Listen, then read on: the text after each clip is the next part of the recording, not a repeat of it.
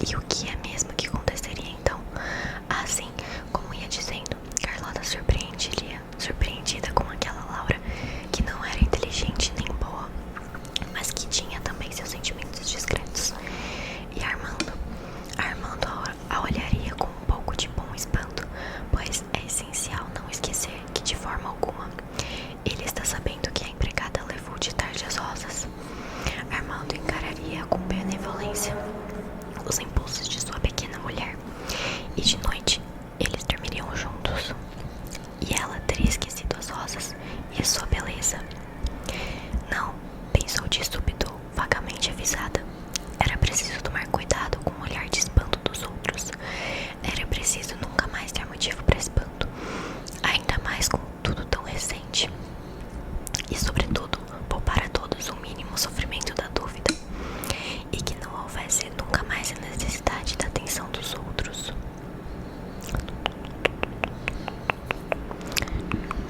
Nunca mais essa coisa horrível de todos olharem mudos e ela em frente a todos. Nada de impulso. Mas ao mesmo tempo viu o copo vazio na mão e pensou também. Ele disse que eu não me esforce por conseguir, que não pense em tomar atitudes apenas para provar que já estou. Maria disse então ao ouvir de novo os passos da empregada. E quando esta se aproximou, disse-lhe, temerária e desafiadora: você poderia passar pela casa de doutora Carlota e deixar essas rosas para ela? Você diz assim, doutora Carlota, doutora Laura mandou. Você diz assim, doutora Carlota. Sei, disse a empregada paciente.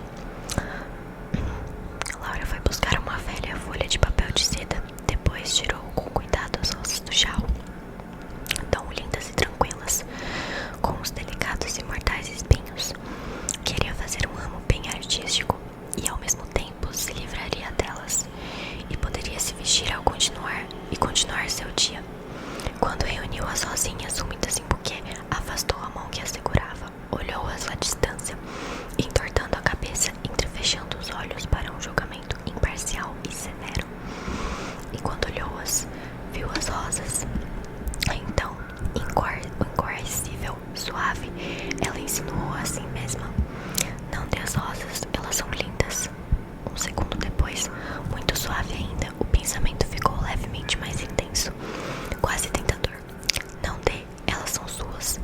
Laura espantou-se um pouco, porque as coisas nunca eram dela. Mas essas rosas eram rosadas, pequenas, perfeitas. Olhou-as com incredulidade. Eram lindas e eram suas. Se conseguisse pensar mais adiante, pensaria: suas como nada até agora tinha sido. E mesmo podia ficar com elas, pois já passara aquele primeiro desconforto que fizera com que vagamente ela tivesse evitado olhar demais as rosas. Porque dá-las então, lindas, e dá-las, pois quando você descobre uma coisa boa, então você vai dar. Pois se eram suas, insinuava-se ela persuasiva, sem encontrar outro argumento além do mesmo que, repetido, lhe parecia cada vez mais convincente e simples. Não iam durar muito, porque então dá-las enquanto estavam vivas.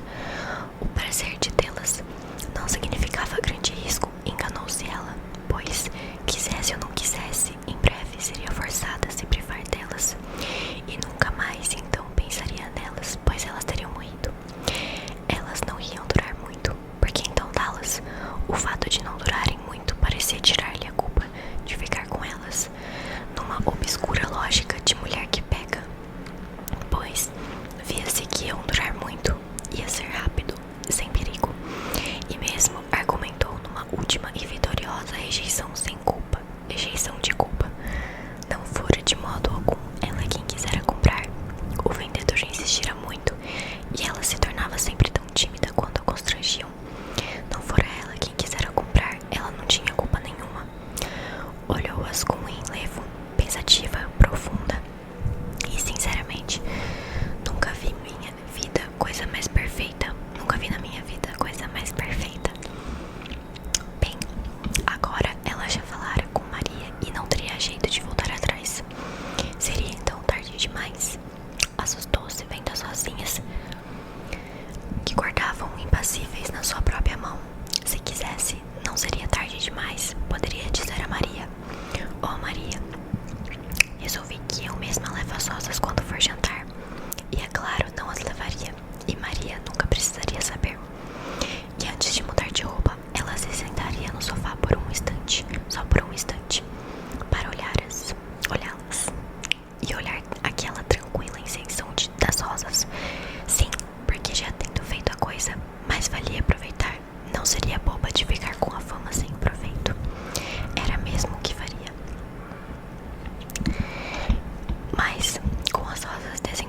na mão, ela esperava.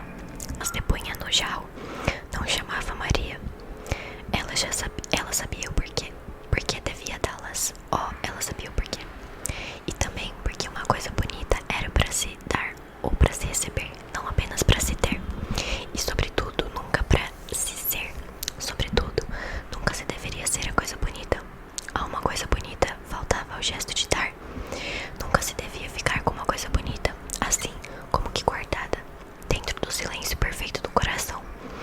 Embora, se não desse as rosas, nunca ninguém no mundo ia saber que ela pretendera dá-las. Quem iria jamais descobrir? Era horrivelmente fácil e ao alcance da mão ficar com elas, pois quem iria descobrir? E elas seriam suas, e as coisas ficariam por isso mesmo, e não se fala mais nisso. Então, indagou-se vagamente inquieta. Então não.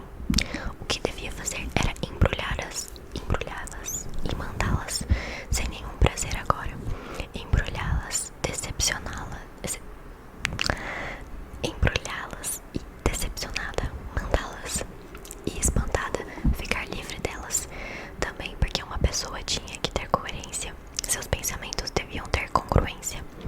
Se espontaneamente resolver acedê-las, a Carlota deveria manter a resolução e dá-las, pois ninguém mudava de ideia de um momento para o outro.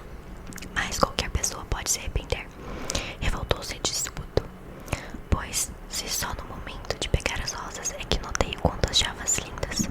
Pela primeira vez, na verdade, ao pegá-las, notara que eram lindas, ou um pouco antes, e mesmo elas eram suas. E mesmo o próprio médico lhe dera a palmada nas costas e dissera: não se esforce por fingir que a senhora está bem, porque a senhora está bem. E depois a palmada forte nas costas.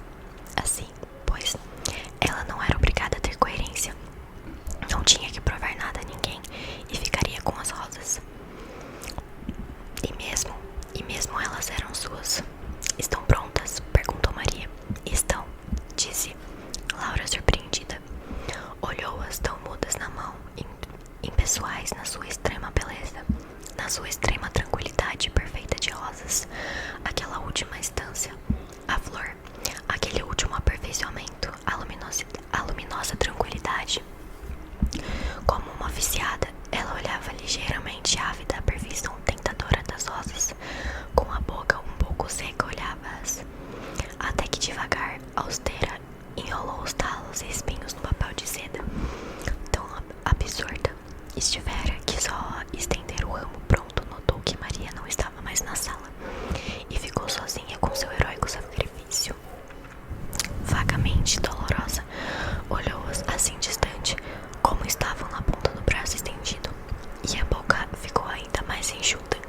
Aquela inveja, aquele desejo. Mas elas são minhas, disse com enorme timidez.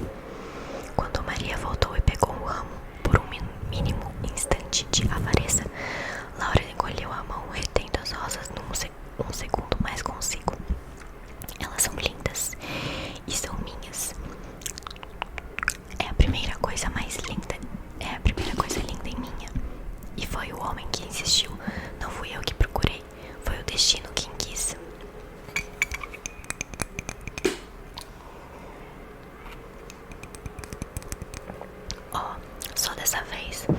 Só essa vez e juro que nunca mais. Ela poderia pelo menos tirar pra si uma rosa, nada mais que isso, uma rosa pra si, e só ela saberia, e depois nunca mais.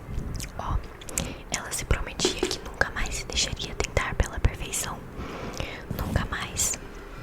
E no segundo seguinte, sem nenhuma transição, sem nenhum obstáculo, as rosas estavam na mão da empregada. Não eram mais suas, como uma carta que já se pôs no correio. Não se pode mais recuperar, nem riscar os dizeres. Não adianta gritar, não foi isso que eu quis dizer. Ficou com as mãos vazias, mas seu coração obstinado e rancoroso ainda dizia: você pode pegar Maria nas escadas, você bem sabe que pode, e tirar as rosas de sua mão e roubá-las.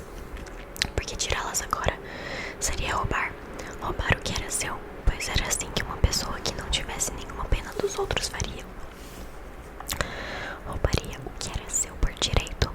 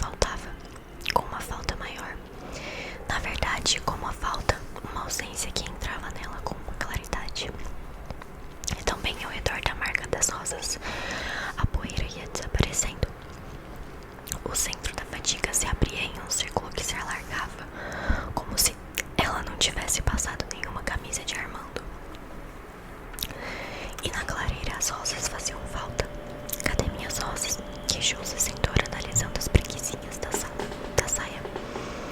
Como se pinga-limão no chá escuro e o chá escuro vai se clareando todo. Seu cansaço ia gradativamente se clareando, sem cansaço nenhum, aliás. Assim como o vagalume acende, já que não estava mais cansada, e então se levantar e se vestir. Estava na hora de começar, mas com os lábios secos, procurou um instante imitar por dentro de si as rosas. Não era sequer difícil, até que bom, não estava cansada. Assim iria até mais fresca para o jantar, porque não pôr na colinha de renda verdadeira o camafeu que o major trouxera da guerra na Itália. Arremetaria bem o decote. Quando estivesse pronta, ouviria o barulho da chave de Armando na porta. Precisava se vestir, mas ainda era cedo. Com a dificuldade de condução, ele demorava. Ainda era de tarde, uma tarde muito bonita. Aliás, já não era mais de tarde, era de noite.